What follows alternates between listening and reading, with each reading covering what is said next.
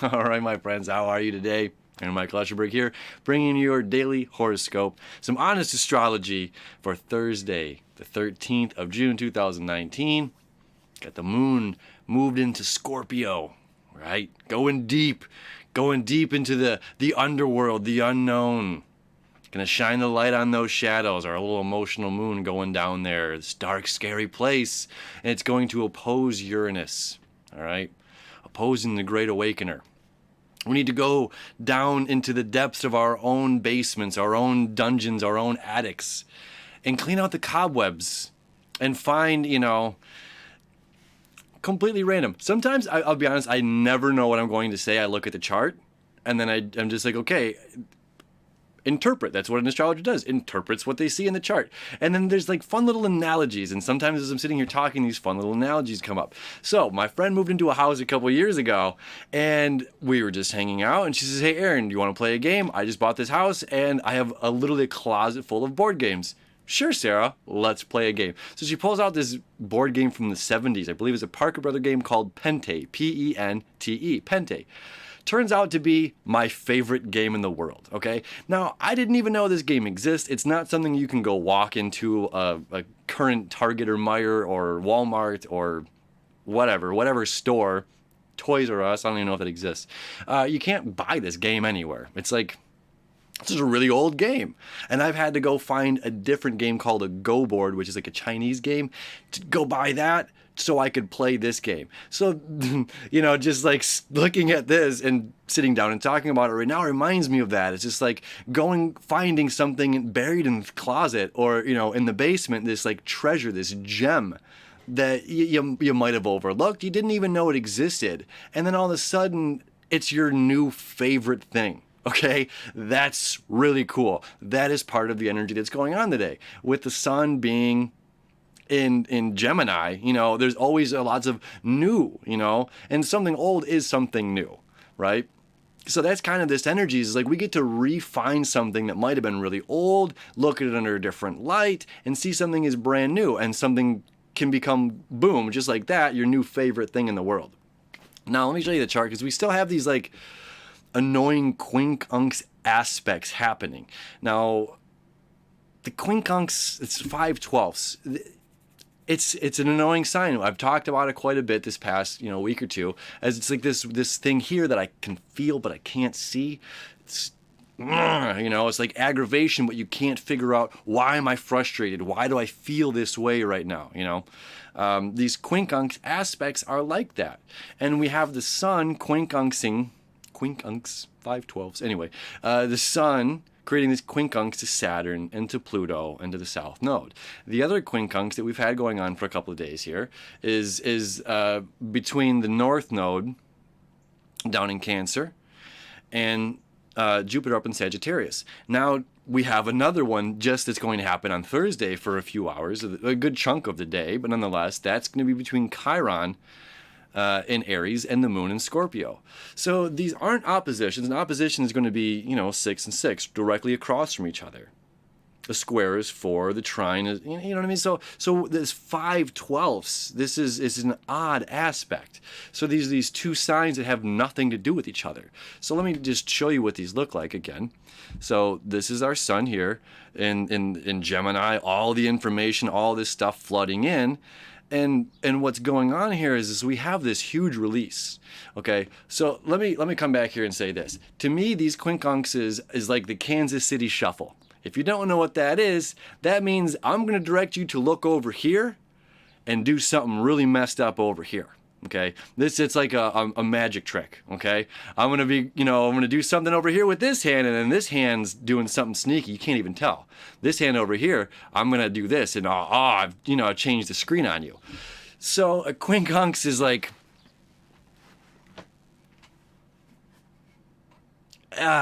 it's just annoying energy that something's happening in a place that you can't see it. So in these aspects, now let me go back to the chart and show you what I'm talking about, because it'll make more sense as I'm showing you this, okay? So the sun here, your ego self wants you to learn more information. It wants you to just absorb as much as possible with these big childlike eyes in the world, okay? But really what we have to do is let go. We have to restructure and rediscipline ourselves. This is what we need to do, the necessity. Okay? But this quincunx, the Kansas City Shuffle, is the sun. It's like, oh, well, there's all these parties coming up, and there's these fun things going on in the summertime, and there's this and that and this, which is focusing your attention here on what's coming up this summer, which is all this good stuff, okay? And what you're not doing, what you're not focused on is, hey, what you need there, little Jimmy, Jenny, friend, whoever, is you need, to wake up and have an actual discipline to your day, to actually have something, and this is something that's going to be going on all year long, is like, no, you need to have, like, when your eyes open in the morning, some people say, I'm going to sit here and say what I'm thankful for. Some people say you rub your palms together and then you send a little, love into your eyes like that. There's, you can literally, and I love doing it. There's all kinds of successful people out there. You just go on and say, what's so-and-so's morning routine? I'm a huge fan of Mark Cuban. Dude, like, sleeps in his work clothes or workout clothes, so he wakes up, goes straight to the gym, eats the same 8 oatmeal cookies every day for breakfast. It's something he sponsored on his show on Shark Tank. Now, I'm not that intense to where I have to have this strict, my Mars is an Aquarius, okay? I like a variety. I want to switch things up.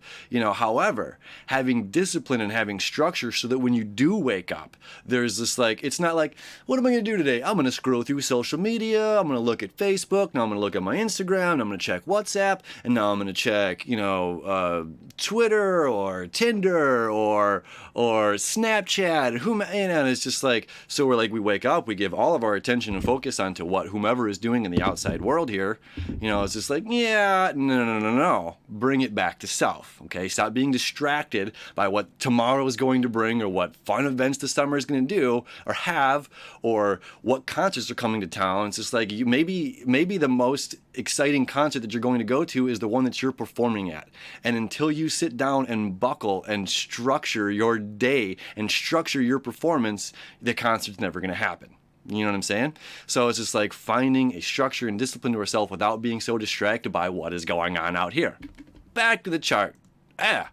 Now this one over here, we have all of this stuff in Cancer, which is beautiful. It's, when things go into Cancer, they go into hiding.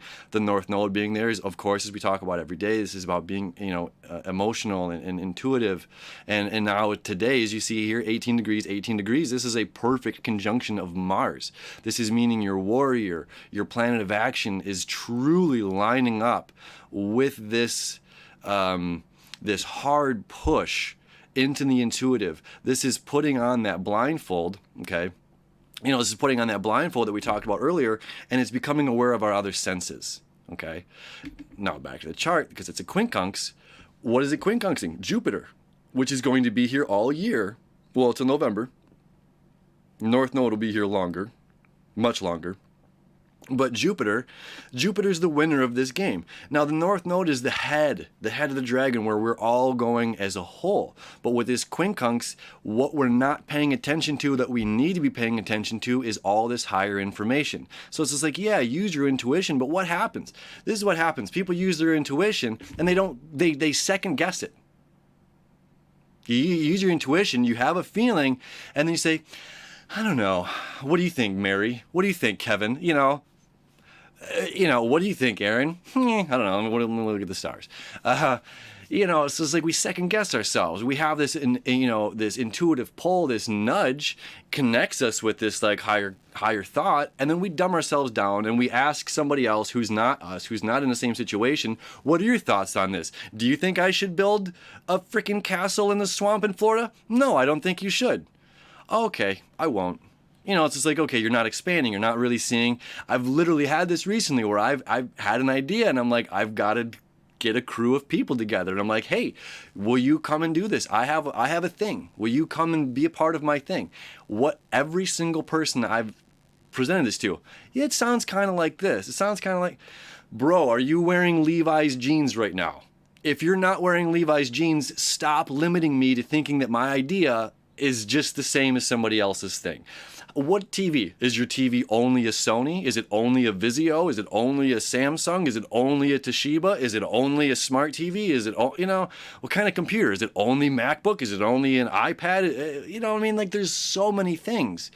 So it's like we have these ideas, we have these breakthrough ideas, and then we want to like, oh, I'm gonna like compare it with a friend and see what, I'm gonna bounce it off of somebody, see what they think. Most of the time our friends limit us.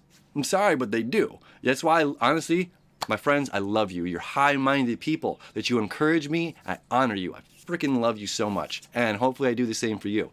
You have to have your friends around you that are like, yeah, dude, roll with it, bro. Make those different jeans. Make Lucky Brand. Make, whatever kind of jean you want. Maybe they fit differently. Maybe they're like Lemmy from Motorhead. Who doesn't matter. Okay, you get the point is, you got to follow through with these things, right? Intuition comes in three ways. First, you get tickled with a feather. Then you get tapped on the shoulder, and if you keep ignoring that, you get hit in the head with a brick. So my encouragement is to follow this before you're being hit in the head with that brick, because by that time, it's usually too late, and somebody else has kind of grabbed that idea, because it's all stuff that floats up here in the ether. And if you don't act upon it, strike while the iron's hot. Now, the last quincunx, the last annoying aspect that's happening today, this one's all over the place, man. We're going to go back here, is to the moon and this healing, all right? Now, our moon going into Scorpio, this is emotions, this is sinking down. This is our first water sign that we deal with other people. We're dealing with power, we're dealing with money, a lot of things at stake here.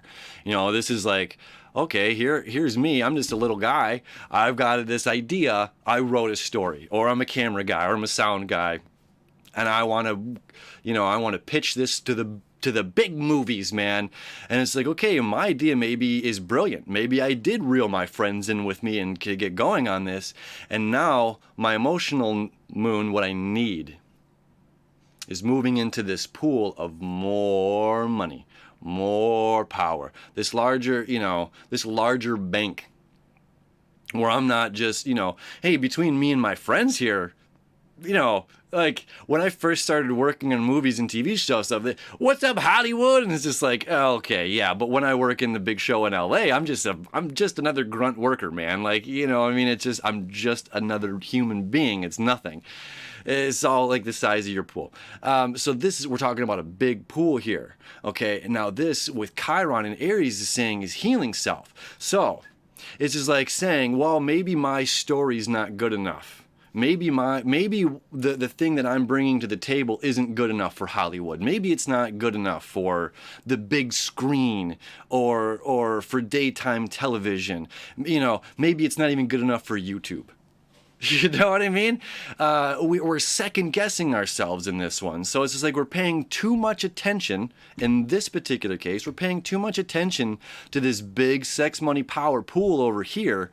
And we're not paying enough attention how much of an awesome human being we are and how much that we as individuals are offering to the world. And look at this. Here's our other exact connection today. Is 5 degrees Chiron, 5 degrees Venus, this sextile, okay? Now, as you see here, what is this sextile pointing toward? That yod, this finger of God, boom, right here. So not only is the moon creating this opposition to Uranus, saying break through, find Pente in the attic, okay? Find your new favorite game that you didn't know existed from 1970s, okay? Find that, rediscover it, make it your new tradition. All right? Don't be overwhelmed by where all of this is. Really understand the base, that this is something you love. You love doing this, and that's why you want to go here, okay? And you are good enough. You're great at what you do. And you can, it's just like you can go play with these big dogs. You can. I'll be honest with you. When I first wanted to get into the film industry, my parents, as loving and supportive as they are, were like, don't do it. Everybody wants that job, Aaron. Everybody wants to do what you do. Swear to God, a lot of people were just like, cool, man, good luck. Good luck on that stuff. And the next thing you know, I'm working on Hollywood movies, working with A-list celebrities, I'm in the union. I'm in the, the union making film. That's my main job. This is for fun. My main job is working in film and television, and I love that I get to work on stuff that people at the end of a long day get to turn on some TV or movie that I've worked on and laugh, or, have a touching story or whatever. We don't always get to pick the things that we get to work on, so sometimes they're not always great storytelling projects. I've worked on some real... Nonetheless, the point is, I followed through with that stuff. And the next thing you know, from somebody saying, I didn't think you could actually do that, to, hey, you actually did it, and now I'm proud of you. So it's just like, I'm a nobody. I'm a little Joe Schmo.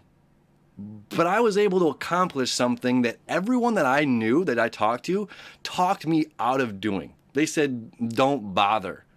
Everybody wants to work in Hollywood, man. Everybody wants to work in movies. Everybody.